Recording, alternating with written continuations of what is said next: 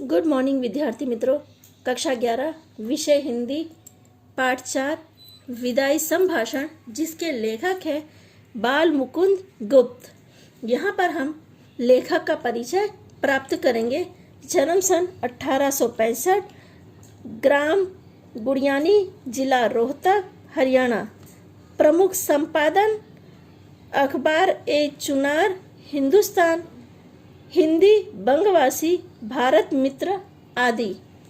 प्रमुख रचनाएं शिव शंभू के चिट्ठे और खत, खेल तमाशा। मृत्यु सन 1907।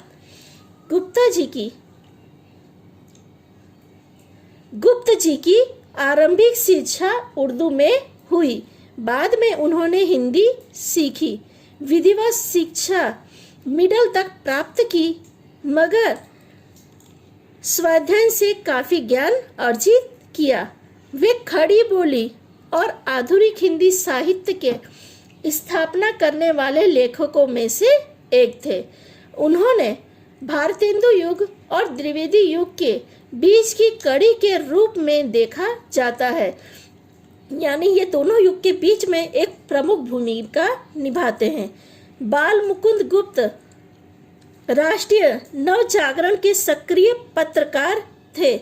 उस दौर के अन्य पत्रकारों की तरह वे साहित्य सृजन में भी सक्रिय रहे, यानी पत्रकारिता के साथ उन्होंने लिखना भी आरंभ रखा, यानी साहित्य का सृजन करते रहे।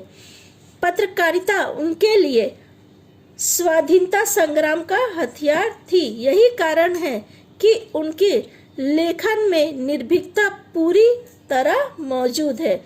साथ ही उनमें व्यंग विनोद का भी पुट दिखाई पड़ता है।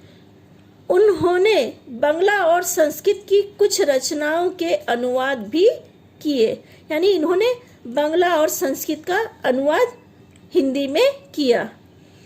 वे शब्दों के अद्भुत पारखी थे। अस्थिरता शब्द की शुद्धता के लिए उन्होंने महावीर प्रसाद द्विवेदी से लंबी बहस की। इस तरह के अन्य अनेकों शब्दों पर उनकी बहस चली।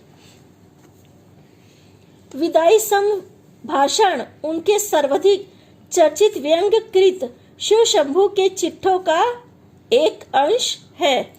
यह पाठ वाइसराय कर्जन, जो 1899 से 1904 एवं 1904 से 1905 तक 2 बार वाइसराय रहे, के शासन में भारतीयों की स्थिति का खुलासा करता है।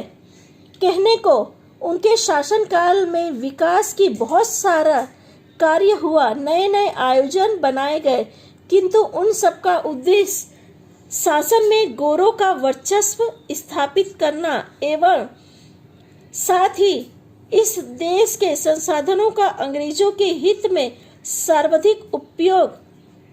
सर्वोत्तम उपयोग करना था। यानी कहने का मतलब ये है कि वो भले यहाँ के लिए नए नए आयोग बनाते थे लोगों की सुविधा के लिए, लेकिन वो चाहते थे गोरे यानी जो अंग्रेज सरकार थी उनका वर्चस्व भारतीयों पर बना रहे। हर स्तर पर कर्जन ने अंग्रेजों का वर्चस्व स्थापित करने की कोशिश की।